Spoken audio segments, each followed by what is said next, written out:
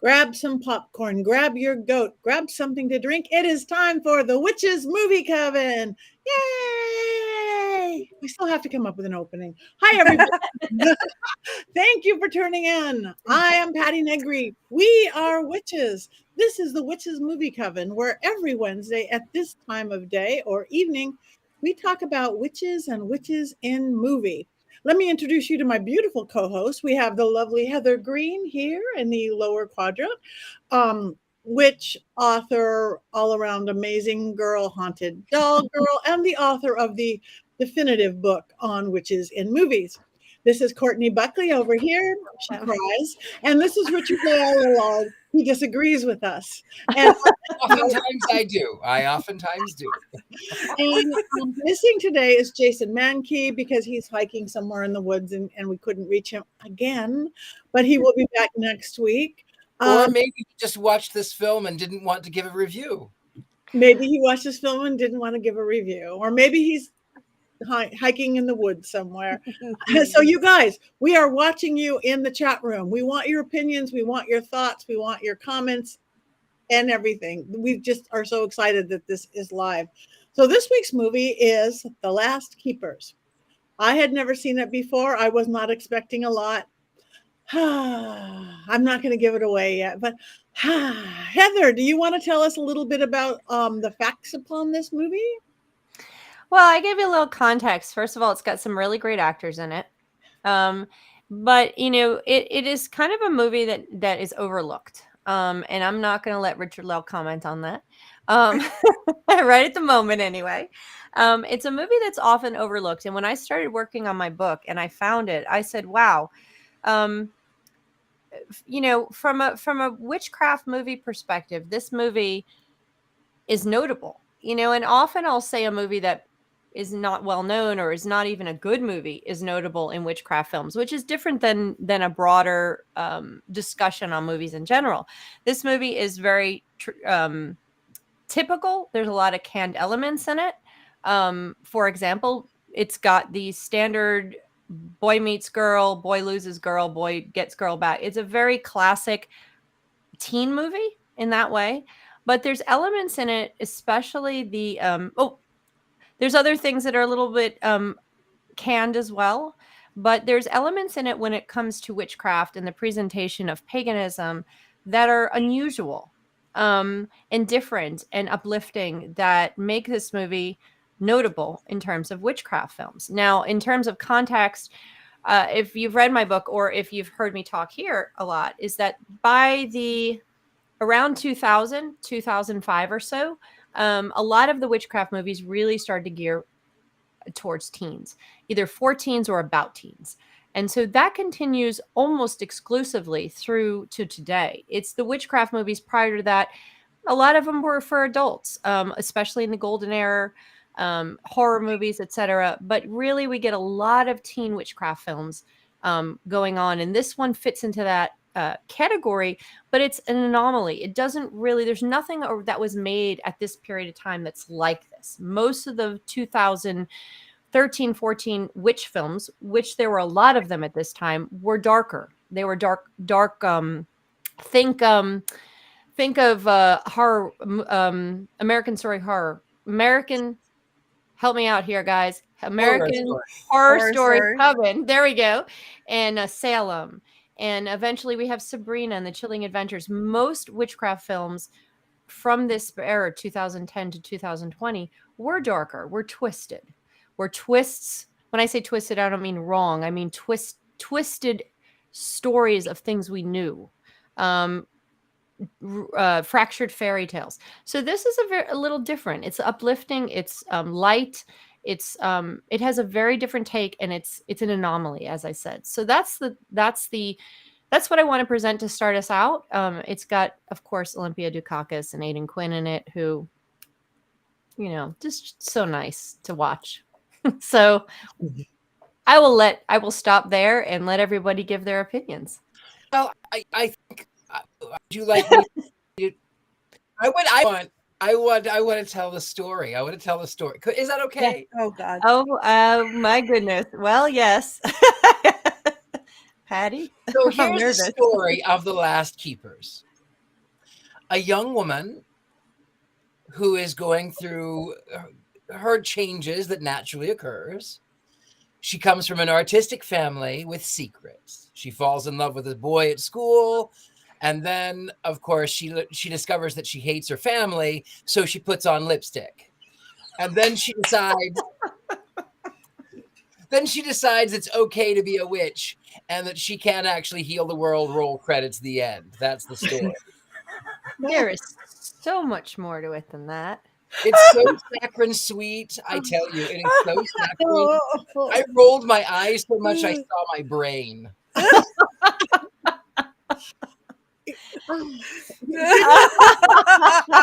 it is. Oh my god! It is not. It is very much a so it's kind of like there's a movie called Teen Witch from 1988 that's very much steeped in the satanic era. We can probably talk about that at some point. It's canned. I mean, you really have you could write out the scenes. This is not something the story itself is not new.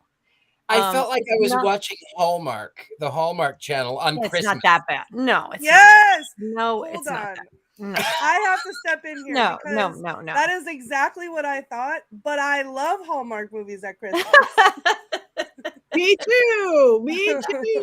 And I don't like Hallmark movies, and I don't think this one. I think this one is better than a Hallmark movie. I think this one is so much better than a Hallmark, but I have an understanding and love for Hallmark movies.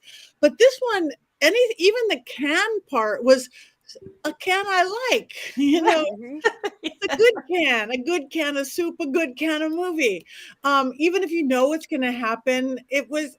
I mean, in this crazy world and everything that we watch, to have something feel really good. Yes, it had the coming of age. Yes, it has the girl with her boy, but it was amazing. And I thought it's one of the best in portraying witchcraft and the family in like kind of subtle ways in some of it and not subtle in others.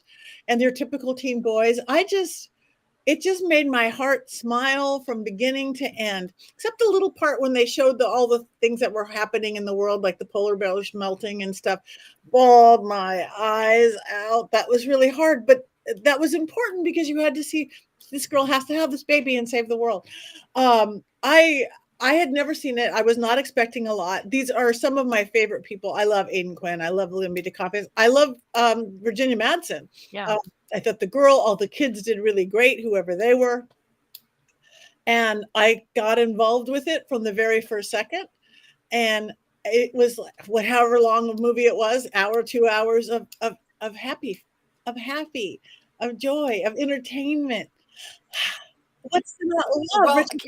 Well, this is what I don't understand. She's being haunted by the 8-year-old ghost of Betty White. Wait, why? I wrote down the second note I wrote down on my notepad. Literally, the first one was the second the movie started. I wrote down, "Oh God, oh good, my favorite scene," because you guys know how much I love the Salem witch trial burnings, right? Yeah, burning witches. And then the next line is in all capital letters, "the wig." I was like, I can't watch this.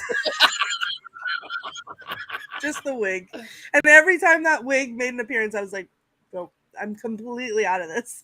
I can't. It was so good. It was like baby Betty White. Yeah. She was a special child. She had to stand out. With a really bad wig. It was a really bad wig. A really bad wig and a polyester dress for $16.92. Now, see, the thing is, I get both sides here because when I was going into this movie, like reading the synopsis, I thought it gave me practical magic vibes, and I love practical magic, so I thought, okay, great.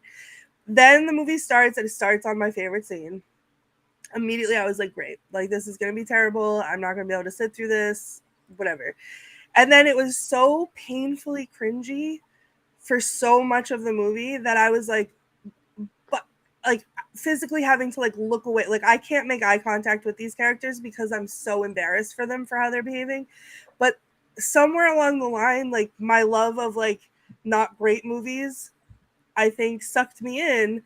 And then I started to love it. And then at the scene, it was the scene, you know, she has her Sandra D moment where she puts on the lipstick and she goes to school. And I was like, okay, here we go. But then the accident scene was, I think that turned it around entirely for me. Like, I held my breath that whole scene, and I think that was done so well. Like, I liked that there was no, I thought I was channeling my inner Snape. There was no silly incantations or wand waving in this movie. It was just her and her power, and then that became really, really powerful in that scene. So my whole perspective on this changed at that scene, and then by the end I was sobbing, a sobbing hysterical mess because it was beautiful and I loved it. Rob has a picture of that, I think.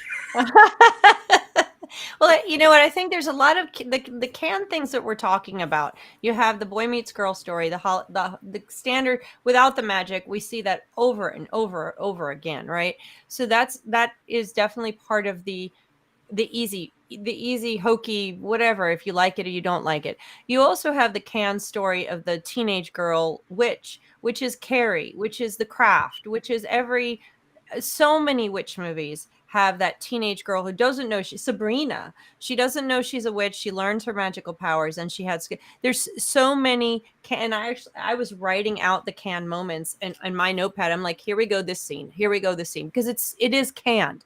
But what I love about this movie, and when I do lectures and talk about witchcraft movies, I'm always asked, what movie portrays witchcraft or pagans, specifically pagans, let's say, in the most realistic way? And this is one of the ones that's top, because what you're seeing is a family of artists, creative people. They're not doing the magic, even though there's some sensational aspects of it. It's not super sensational. It's not over the top, where, like you see in The Craft, for example, towards the end. You also don't see, you have a movie that is positive about paganism, specifically as it's linked to nature worship, which is not something usual you see. Most witchcraft movies talk about witchcraft and the magic. They focus on that. They don't, or you get satanic stuff, or you get whatever. You don't often get it linked like this to nature-based practice, to family-based practice. Even practical magic didn't go this far, you know. So the focus is more on the spiritual and the connection to nature than it is on the magic itself.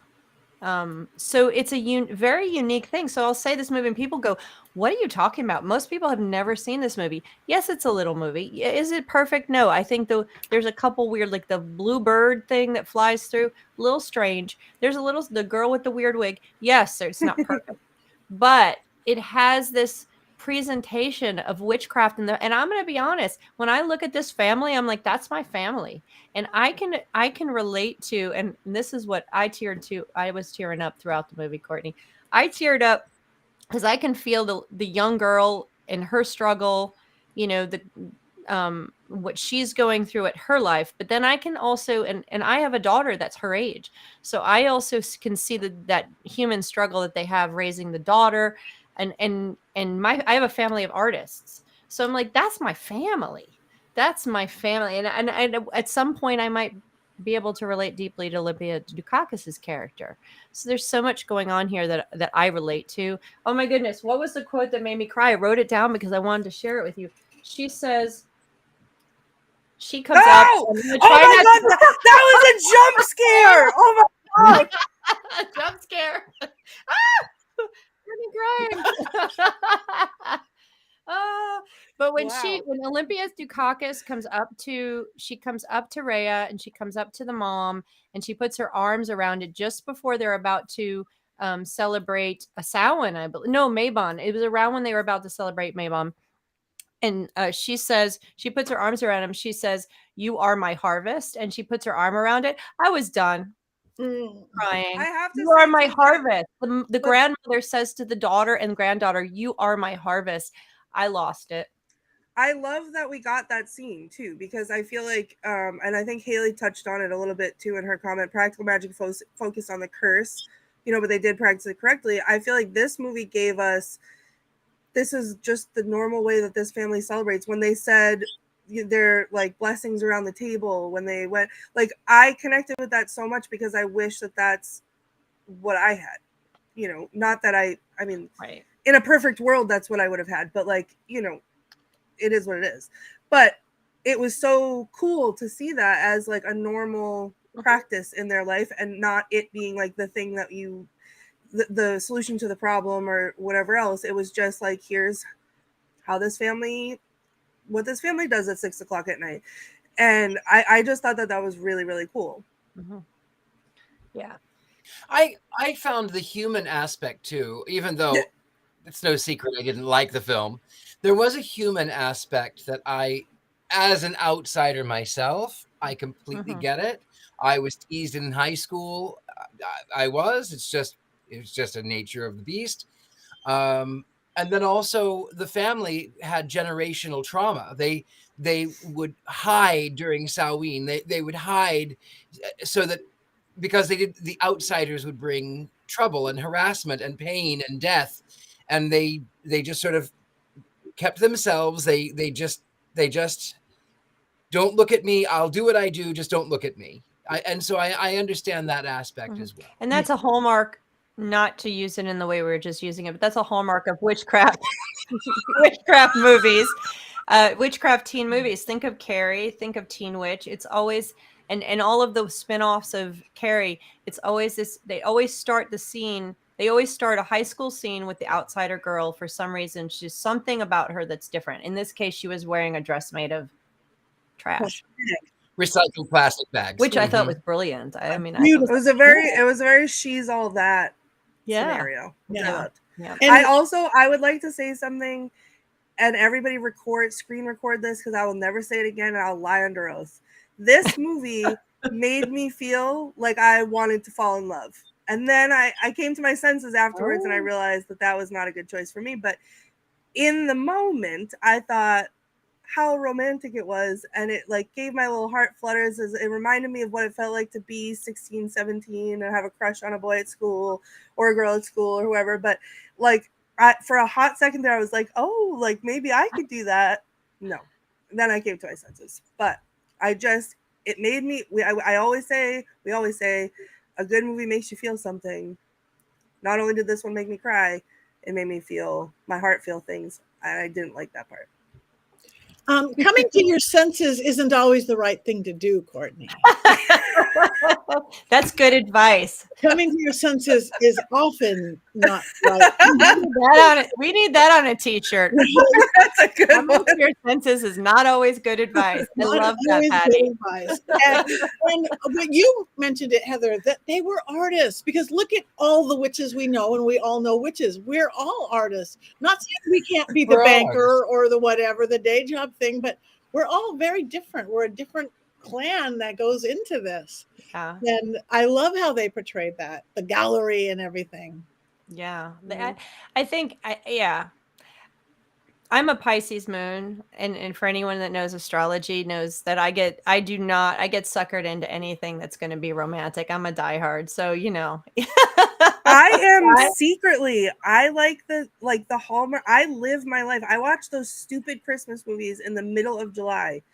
One of my favorite ones, she falls in love with a ghost, but I do that under the cover of darkness while I wear black and I don't leave my house. Well, I think this was I really still believe that this is one of the best portrayals of witches and pagans, because it is positive. They aren't doing sensational stuff, and it does show a family. It's just a family doing their stuff. It could be anybody, and they do these things.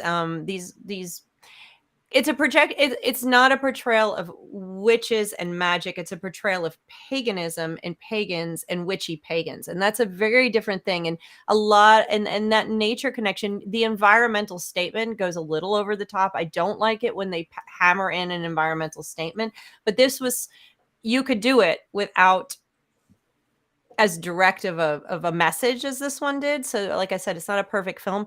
But it was a trend through the 2000s into 2015 to think of Happy Feet and Avatar and all these movies really having this environmental theme. But I liked how they chose this environmental theme and added the paganism to it as a natural as a natural thing. Another different thing about this one in witch movies, which I'll bring up here because we can talk about. Which movie? I'm sorry. This Which movie. movie? Oh, Which there's movie? another. Come on, Richard-Lael. Okay, you're gonna get me while I'm talking, and I don't get the jokes. Anyway, so the other good thing about this movie that's interesting is that usually you have the prophecy of the one. This is not something you typically see in coming of age stories with girls. You don't see it in Carrie or Teen Witch. Those teen witches are usually independent single stories, you know. Most of the time when you have prophecies of the one that's going to save the planet, that's that level, it's usually a male witch or a male wizard. So that's an interesting little twist here. They pulled a little Harry Potter on us here. She doesn't have the Horcrux, but I think that, like, I know they went hard on the environmental stuff, but I almost think it was important because if you think of, like, to go that hard, I mean, because if you think of, like, how absolute teenagers think, like, everything's the end of the world. One little thing goes wrong at school, my whole world is falling apart, like, all of that. And I think that if we didn't see her feel that passionately about it, then when she had her whole coming into her power moment, which I want to come back to in a second, but and then she had to make that choice that she was going to choose these gifts. She chose it. She said, I want to help. And I think if she didn't feel that passionately about it, with it being like hammered in our faces to show that, like, then she wouldn't have had enough motivation to choose that. But I don't know. But if I can, like, step back for a second, I know I talked about it a little bit, the accident scene. I love how that was silent and she was almost like in shock and just like automatically knew what to do. And we all know I'm a sucker for coming into your power moment, but this one felt different in a good way. It was, instead of her coming into her power, it was like she in that moment was making that choice. And so it was different than like her growing into it. It was her choosing to accept this within herself. And I think that that's one of the most powerful things that we can do as humans and as witches, is like, accept this within ourselves and then watch it blossom. So I thought that that was really well done and done differently than how I've connected with those scenes in other movies that we watched. Yeah. And I agree wholeheartedly. I love that scene. And I didn't mind that they hit over the head with the environmental thing, because I just kind of think we need it. And you can't really hit hard enough because of stuff that's still going on this planet 10 years later. Even if I have to cry and close my eyes when they show a polar bear with no ice, let me do that, because somebody's got to hear it. So I don't mind putting that message into this at all. Well, it definitely linked really nicely to the paganism aspect of it, because that's it gave a positive spin on this nature religion that exists that a lot of people demonize, or they spray witch in red paint across your dad's store. Mm-hmm. I really thought she was going to have that moment with the goat, though. Like, I knew that moment was coming with the healing, but I thought it was going to be with the goat on the truck hood. Oh, on the hood of the car. Yeah. Black Phillip did not like that moment. He was very upset about I blocked his eyes. Okay. I can't watch that part. It was very rough. Me too. I can't look at it. No, thank you.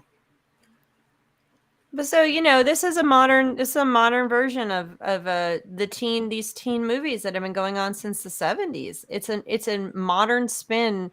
You go from, think about Carrie. Have we done Carrie? I'm not sure if we talked about Carrie or not, but we did do Carrie. So you have Carrie, where you have this troubled teen, different, who has a troubled childhood, different religion, who wants different religion, different religion, and but she has this troubled childhood trying to fit in. I mean, it's very canned, and you have that from the 70s, that horror that was very popular in the 70s. You have Teen Witch, if anyone hasn't seen it, or Midnight Offerings, much more about the magic itself, amulets. Midnight Offerings, there's actually chanting and various things that are very 70s in it. Teen Witch is all about the amulet, trying to fit in, the story of coming of age and coming to your power. She actually has to give up her power in order to continue to be a good person. Very satanic panic, very, very 80s. Of course, we have The Craft. You have a number of films then. And then you continue on. Here is the 13 or 14 version of it, where we've gone past, as a community of pagans and witches, we've become more accepted. Not only just witchcraft itself has become popular, not just tarot, but just paganism as a spirituality and religion as a positive light in the world. And so you see that in this movie. That is one of the reasons I like this movie. And I bawl my eyes out when the two parents come together and they're like, we don't want to fight anymore. What are we going to do about this crazy teenager? I'm like, oh my goodness, that's my life. Well, looking at the comments here, Haley just said, who wouldn't want a partner that supports these beliefs? That struck me as awesome. Not many people have this type of relationship. That's huge. Like, where the dad is not magical, but is participating in these rituals, is just fully, there's no question. Like, the gifts, there's no, like, they talk openly about everything, and it's just accepted. And I think that that is beautiful. And I think that that is something that we don't see a lot, because usually it's a secret and we're hiding and we're not, behind closed doors. And I thought that that was really cool. Yeah, and we have to give Aiden Quinn a nods up here, a wands up for doing that in 2 different movies. He was supportive in Practical Magic of Witches then, and he's supportive in the Last Keepers of Aiden Quinn, the best witch dad. Yeah, he's accidentally fell in love with. And on our friend Brandy that we love. Brandy is a pagan. She is earth-based, and she is married to someone who was from a completely different religion, and they have such a beautiful, understanding, wonderful relationship. And Ron he's so good with their kids, it's beautiful. It is, but it was not. I mean, my family was more Carrie than it was. That it was the Last Keeper. So I don't have that aspect to sort of. I don't have that. I don't think a lot of people have the Last Keepers experience, or I think that's rare. And I grew up in a secular household. My dad is an artist, but my family is Jewish. But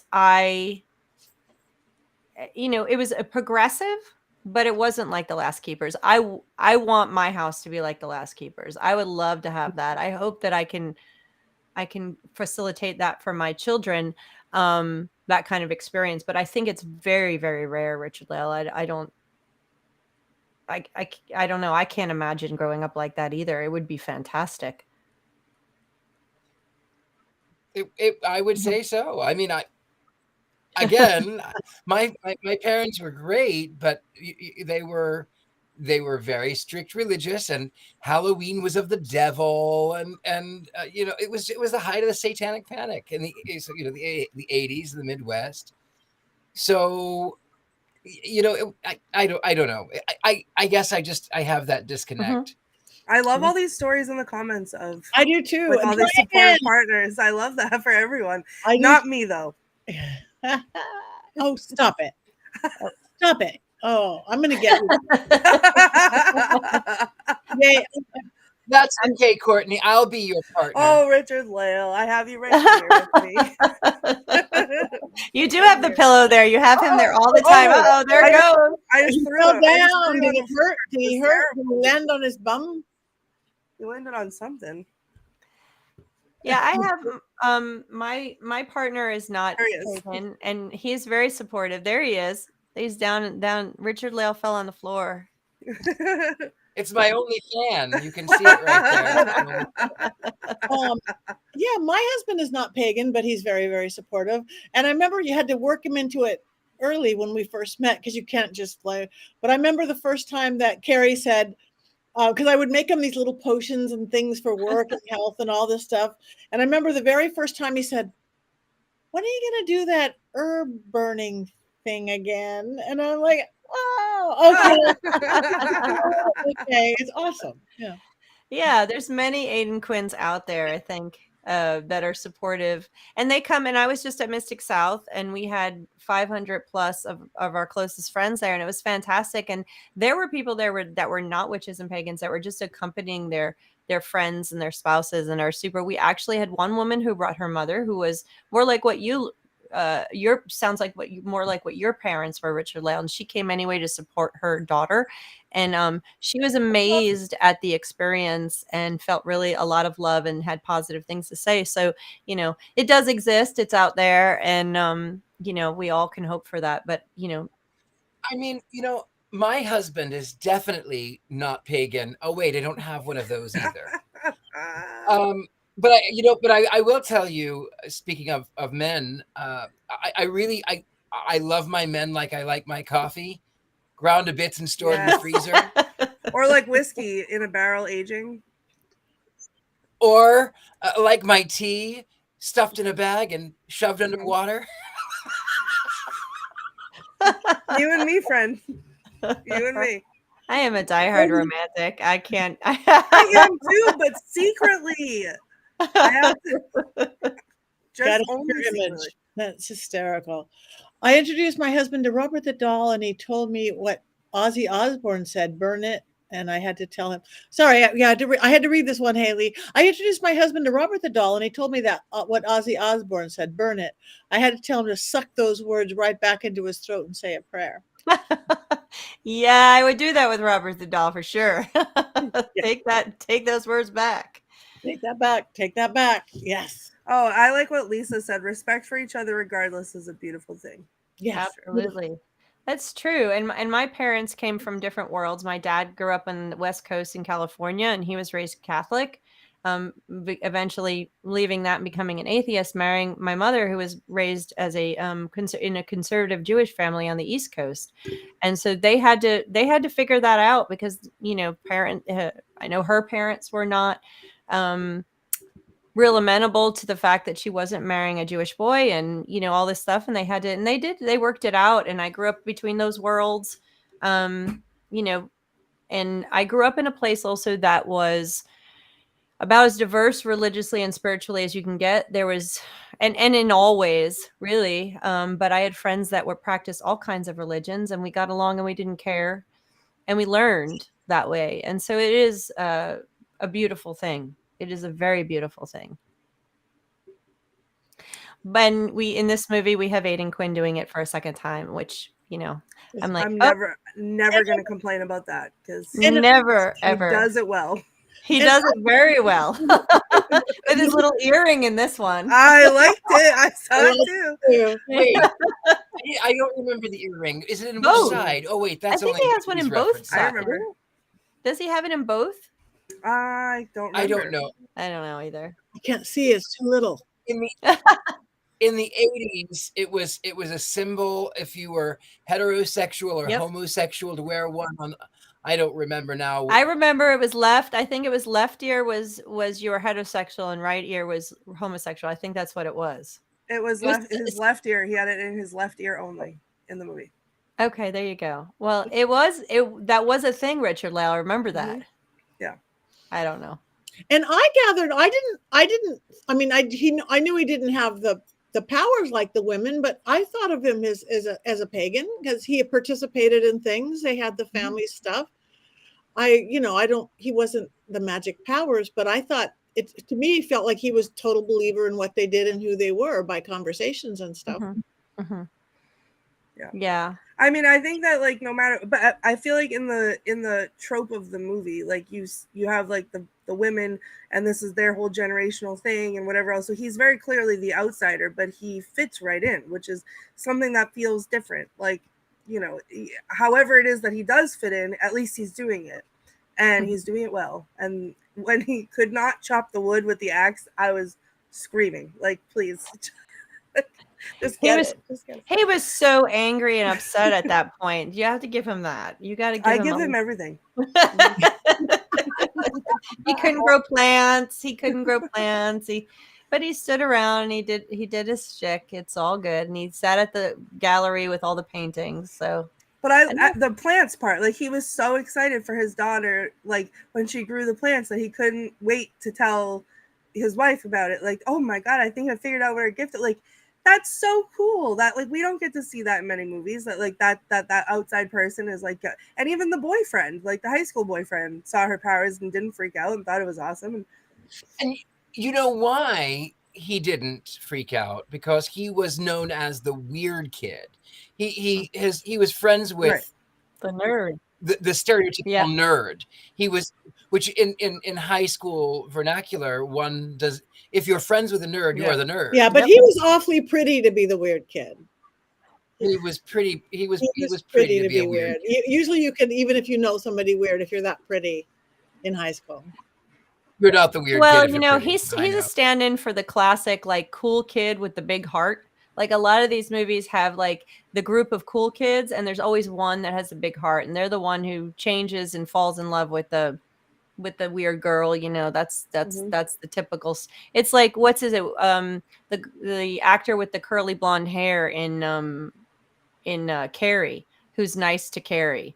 It's like the cool kid that is actually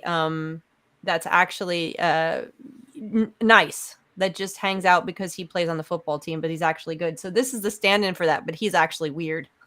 They don't like him either. So Yeah. I mean, I was a nerd. Me too. I was. too. Believe Me it or too. not, I was a nerd. Still am. Loud and proud.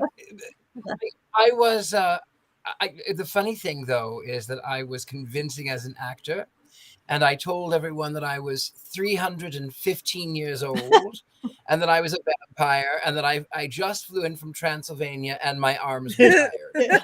That part. It's that part. I would have like if your arms are tired. That's like you just one last little detail is gonna sell it. Right? Just that one Exactly. But people believed it. But the problem was that I attended a high school that was very sports centered, and I was the odd theater kid who told people he was a 315-year-old vampire.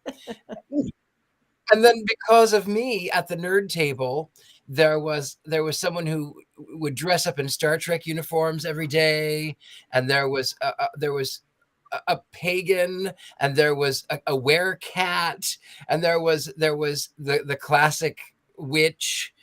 I mean, we were the weird kids, but everyone knew us. The high school did not like me in particular for that very reason. He said that I was a leader, and they needed to make an example. Like that. Wow. wow. Someone's got a call. Yeah, I was also in that group. I was a theater kid, but I was voted most likely to be a poet, and people generally left me alone. I didn't get a lot of the bullying that you see in these movies at all. The people generally just kind of, I did my thing, I did my theater, and got left alone for the most part, fortunately. I had the she's all that moment, guys. It was, I know you may not believe it now because I look like I just rolled out of bed. But Beautiful. You always look beautiful, Courtney. Thank you. But I went to one school system from like first grade into my junior year of high school. And I was very much a tomboy when I was little, and I was rough and tough, and I liked rolling around in the dirt and doing all the things. And then as I came into, teenage years, I wanted to be more girly. I felt more girly, but trying to express that in front of these people that only knew me from when I was 6 and rolled around in dirt wasn't working. And then it turns out that we were moving. So I moved, and I was given the choice of staying at the high school that I was at for the last 2 years or moving to the new high school. So I chose to move to the new high school. And I remember waking up 2 hours early my first day of school, and I had long hair, and I flat ironed it because it was the early 2000s. It was stick straight. I had dark black eyeliner on. I got like little shirt with the little tie. My jeans didn't even have a zipper on it. They were little ties. I was like, it was the best. I looked in the mirror. I thought, this is the best thing that I've ever done. And I walked into school, and it was like, who's the new girl? And I was like, yeah, that's me. And I became then I was less the nerd that people picked on, and I was still a theater kid, but theater was kind of cool at that point. But I made a lot of friends immediately, but I had that moment, which was really cool. But like, it wasn't the same where like I took my glasses off and suddenly I was a whole different person, but it was kind of that moment. Or took off your plastic dress and put on Right. some lipstick. Just that little bit of, I did do the eyeliner though. She did the eyeliner too. You had Mine was a little eyeliner. thicker. Mine was a And little thicker than that. she also did her hair in the curls. She had the curls, the beach curl. This And is about 10 years later, so if Yeah, it was me, it would have been. no, Yeah. and I thought she looked, I mean, great both ways. But at first I thought they really did plain Jane her up a little too much in the very beginning. She's earthy. Yeah. She- Well, you Well, gotta have the that. You plastic gotta surgery. have that enough for a transition. Yeah, having Yeah. enough for a transition. I was so opposite. I was so opposite. I was so shy in high school. I wasn't part of any group, which seems weird to anybody who knows me as an adult. There isn't a shy bone in my body, but I was invisible. Yeah. Wow. Yeah. Wow. In these movies, I think these movies are so fun. I mean, if you watch Midnight Offerings or some of the ones that came off of Carrie, they're very clearly made for TV, which a lot of these teen movies are. They're just made for TV for teens to watch. This one, not so much. And I think that I think it's a pretty well done mainstream movie. I wish more pagans would see it.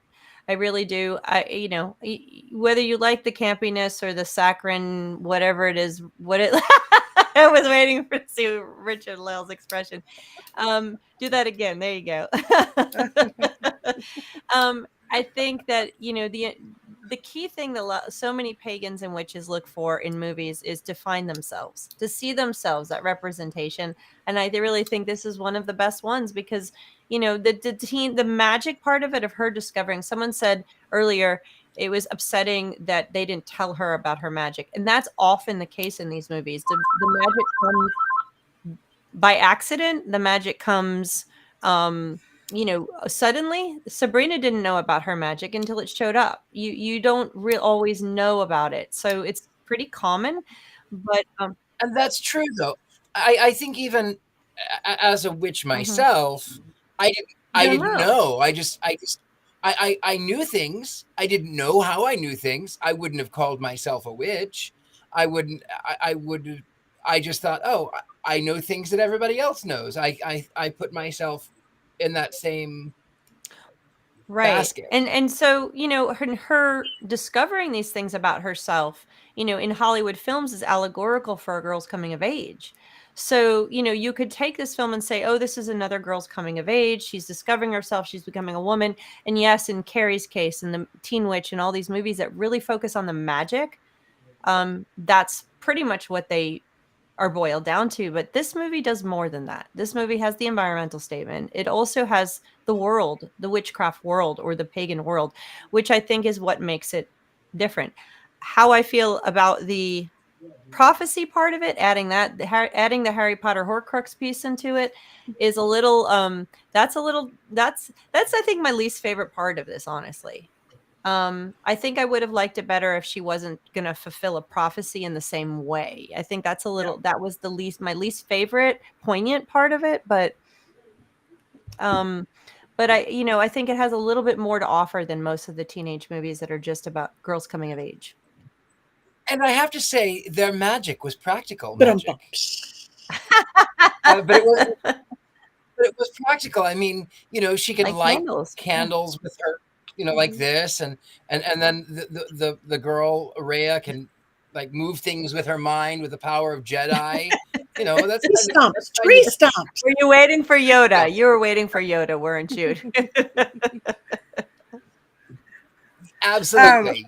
Tabitha just said the end of the movie was a bit abrupt. I was left asking where the rest of it was. Me too. And I immediately looked up if there was a sequel because I really want one. And there is not. And I was disappointed and sad. And I am grateful. Well, and then here I am looking, and when she accepts her position, she says, I want to help at the end. And then she's kissing her boyfriend. My brain goes, I wonder if he's going to be, he knows, or I wonder if he's going to be the father of the savior of the planet, the Messiah, or is it going to be somebody else? But see, I would love that as a sequel. I would love for it to be the same actors, for it to skip ahead like 10 or so years and have them be married and be parents. Well, you mean like now? Right. Yeah, I want a today sequel. And have it be like them raising their baby or the baby being born or whatever, and like waiting to see what the baby's gonna do. And the twist is that he turns out to be Damien. Maybe I'll take the twist. That's fine. No. That the little girl with the bad wig is supposedly the vision of the Messiah girl. So So there's that. So then we'll get another terrible wig, and I will eat my popcorn and cry and wish for love, and then cancel my wish before I accidentally manifest it. And we could also, No! we as witches can actually summon Betty White to play that role. I mean, you know, we'll just say Betty White could God. Baby Betty White. Yes. For a minute, I thought the kids seemed too grown up for their age, just mature and stuff. But then I thought back, and they're really not. We thought we were that grown up, and we talked that grown up, and all those things. So I took that back. Yeah, I think the young men in the Covenant seemed a little bit. They were too old for the high school age. I love that movie. No, the Covenant. I didn't mind that movie, right? In this movie, I will say that the high school age, they may have been a little older than high school, but it was still, they were believable that they were in high school. I went, okay, I don't mind it. You didn't mind it. Wait, that's my line. I have a quote, guys, before we wrap up. So I don't even remember the context of this, but I wrote it down with fervor, whatever the word is, because I can't think. But it was the boyfriend said to Rhea, "Are you abducting me with your magical powers?" And I was like it's the acceptance for me. It's the like making it a joke for me that like you just imagine being a high school kid, no matter how nerdy or how much of the weird one you are, and your girlfriend moves rocks or tree stumps around in the woods. Everything's fine. We're very calm about that. And then you're just gonna the next minute you're just, I don't know, is it you love her so much or you're so grateful to have a girlfriend that we're just not going to rock the boat at all, but you're just going to go into making a joke about it. It was perfect. I loved it. Perfect. I was there for it. Yeah, I wrote down a couple quotes. I'm trying to find. The hoe bag makeover was the other one. That was a good. Her friend had a couple good ones. Yeah. But she wasn't a whole bag. She could have gone to like a whole mini skirt and low cut. She didn't. No, she didn't do. I wrote down whole bag at most, half a, not even. Right before she said that, as I was writing the Sandra D moment down on my paper, then she was like, "Oh, look at you and your whole bag makeover," or whatever. And I was like, "Oh, but she didn't do like the leather pants or like, you know." You know, but I have to tell you, we don't use hoe bag anymore. It's really a bad term. Now, women who do that sort of thing are now more mobile. We call them prostitutes. My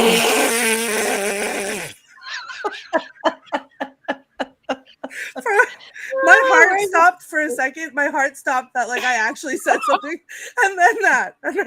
I need to bring my husband in with a snare drum to do rim shots throughout the whole show. I need a tote bag. The same thing, Patty. Boom, boom. Oh my goodness! I rolled my eyes so much I saw my brain. We're gonna need a prostitute tote bag now too, I think. to carry our Black Phillips around in. Got it. Oh my goodness. So what was the part, Courtney? I know we saw the lovely picture of you bawling your eyes out, and we discussed before the show that I was also bawling my eyes out. So what made you bawl your eyes out? You too, Patty? Oh yeah.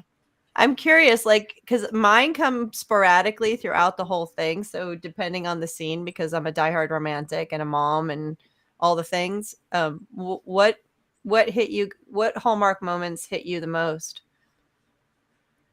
For me, it was the accident scene. It was watching her in shock. I was holding my breath when she took the I know she healed herself and that was the thing, but then I thought like he's too far gone. She's not gonna be able to do it. She took the glass out of his throat and she just healed him. And then she and it was like the eye contact with everybody and everybody just sat still and watched her do it and then like watched her walk away. And then it was the boyfriend saying, everybody heard about the accident, or I forget if it was him saying that, or someone said, we know you hurt, we know you healed them, or we know you helped them, or like whatever it was. And then that scene at the end, and I was just like, I went from holding my breath and like being so tense and nervous after like being so embarrassed for everyone in the beginning of the movie, and then it was just a flood of emotions came out my eyeballs, and I felt the love, and I, you know, and you need love to do healing, you know. I have love for things other than romantic partners. No, it said that was the movie. She says at the end, she goes, I felt the love. It was she now gets it. Yeah. Right. But like, that's how I practice. So this is a thing. This was a very, I think I was really connected to this movie, especially because this is how I feel like I practice my magic, is with that energy. Like, that's the main focus of what I do for work. I don't do a lot of spells. I don't do a lot of anything else. It comes from in here, and I feel my energy, and I work my energy, and I use my energy to do things. So watching a movie about like her doing the same thing when she was with the grandmother and closed her eyes, and the grandmother said, like, if you could make a wave, how would you do it? And then the water moves, and she said, oh, haha, did the water move? And the grandmother says no. And I'm like, I could feel it, like, because I've not made water move, but like, that's how I do things, is I funnel my energy out. So it was like, I could feel it. I think that's what rocked my soul so hard during the accident scene, was I could feel that transfer of energy as she was doing that, in the same way that like I've thought about transferring my energy. So it was just like very, I don't know, it was very powerful to watch it not be wand waving or burning things or, you know, whatever else. Not that any of that is less valid, just this was more me.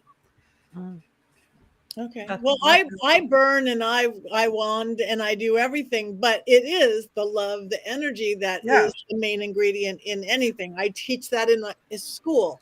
That is the ingredient. So that was beautiful, with or without wand waving and burns.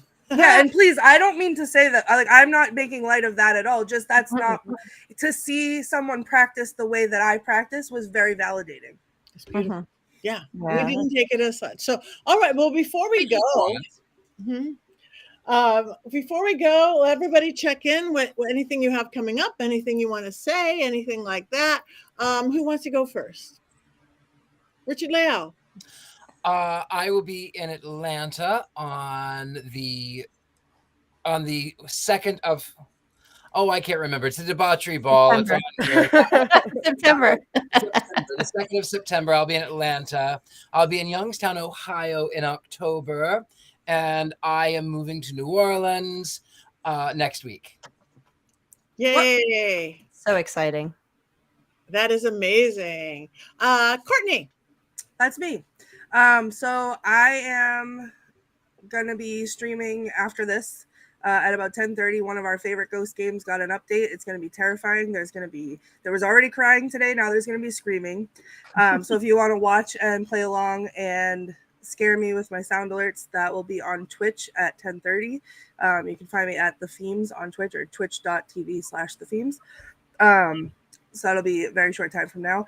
I also just wanted to say thank you to Lisa Morton, who I got to hang out with this weekend in Salem, and it was a great time. She had never been to Salem before, so I got to squire her about and take her around and show her Salem. And seeing it through her eyes was really, really awesome, and she's a really nice lady. So I'm really glad I got to meet her. So thank you for coming to Salem and for entrusting me for your tour guide needs. Beautiful. Thank you. That's what I got. Heather. Well, I don't have anything planned at the moment. I just got back from Mystic South. We ended on Sunday evening, so I'm still recovering. I'm getting like 12 hours of sleep a night. Hopefully I'll be back on my feet and fully recovered by next week. I am on the board, so I do help plan it. So it's long days. Wonderful, wonderful event. Lots of positive feedback we've been getting. And my Black Phillip was there, and if you look at my social medias, you'll see all the antics he was up to. He was quite the socialite there, getting pictures with tons and tons of people. He even got out of the dance floor Saturday night. That was fun. He was being a goat prostitute. He was. He was all over the place. So if you look at my socials, you can see all the places. I'll put some up on our maybe on our Witch Movie Coven Facebook page as well, so you can see all the stuff he was up to. So I will not be doing any shows or anything. I hope to meet Richard-Lael in September somehow, some way, make that happen. And I otherwise will be here in Atlanta working with my wonderful witchy authors and writing articles as usual. So if you want to see what I'm up to, check out my website, check out my socials. I'm always posting stuff there, and please reach out and say hello. I love that too. What movies haven't I seen yet? People are always trying to challenge me, so please send stuff because I love watching new movies. So witchy or not. That's good. I bet you're hard to trick or hard to challenge. There's a lot of movies out there I haven't seen. What was that? Witchy movies? Witchy movies, some of the recent ones, but absolutely some European. You never know. And I love watching movies, and so go ahead, give me something to watch. Okay, thank you so much. All right, I am going to be in August 11th through 14th in New Orleans visiting Richard-Lael. I'm going to be doing Hex Fest. Lots of people doing lots of fun things. I'm actually teaching 3 different workshops and a panel. And then later in the month, I'll be at Michigan Paracon, way up in Sault Ste. Marie. Again, a really great, huge paranormal convention, one of the big ones that I love. Come September, I'm going to be doing now a witchy weekend in Albuquerque, New Mexico. My first time there, so I'm going to get lost in Albuquerque. And then I will be at Massachusetts Paracon in 28th through October 2nd and visiting Courtney, I hope. Wow. For sure. I will be stalking you outside the and car then or inside. Yes, we'll stalk away. Come visit, sit with me. And then all hell breaks loose in October. I'll be in Orange County Paracon, Vulture City Paracon, doing a Ghost Hunter Girl things with Natalie from Paraflix in Texas somewhere, Endless Night Vampire Ball back in New Orleans, visiting Richard-Lael Lillard, because I love that you're moving there, because wherever you've been living, I don't visit. Wherever you're moving now, I go all the time. So it's hard to keep up with me. I can't do it. So check out my website as well, pattinegri.com. You could get to all my correct social medias from there too, because there's some weird ones out there, and all sorts of things. Like sign up for our newsletter. You guys like us and follow us. And if you like this, tell your friends, invite them, because it means the world to us that you do. And we thank you, and we thank your comments. You guys are brilliant. You're funny. We're reading them as we go, the ones that get posted and not. So, have you ever seen the new Carrie Fisher movie and the Wonder? Heather, that's for you. Yeah, no, I have not seen it yet. That one is on my list, so I will get back to you. Maybe we'll talk about it here. There's a few new ones that we need to talk about, but I have not seen that one yet. Okay, so next week we actually talked in advance. What Yay we're for us! this week? Yay! Next week is American Horror Story Coven. Yes, So get ready for that. get on your TV, get your streamers out. Where's my wand? Something very different than this week, but around the same period and more common. So very exciting. Oh, we have to do wands. That's right. Yes, we do. And I'm looking for my wand and I can't find it. So I'm going to use my broom. I'm going to use my broom. So, all right, let's go back to the last keepers. Wands up or wands down? Up, up, up. Richard-Lael's wand isn't even on the screen. It's so far down, you can't even see it. It's in the back of his head with his eyeballs. Oh, Richard-Lael, we've seen worse than this one. Come on. I like when they're bad and campy, and I love when they're in the 70s, and I love those. This was wholesome and good, and it lacked the Aristotelian sense of whatever. It was just my favorite. Can I just, for Richard-Lael, 1 second? He sent me a message and said, "You might really like it, but I do not." And I said, in response, after I started watching it, "It's so cringy and ridiculous." So you're absolutely right. I love it. Okay, so it looks like everybody is wands up except for Mary Jane and Richard-Lael. Two of my also favorite people, but Bah hum. There was someone else said that it was. Let me go back through here and look. There was one. Robert Hicks says neutral up.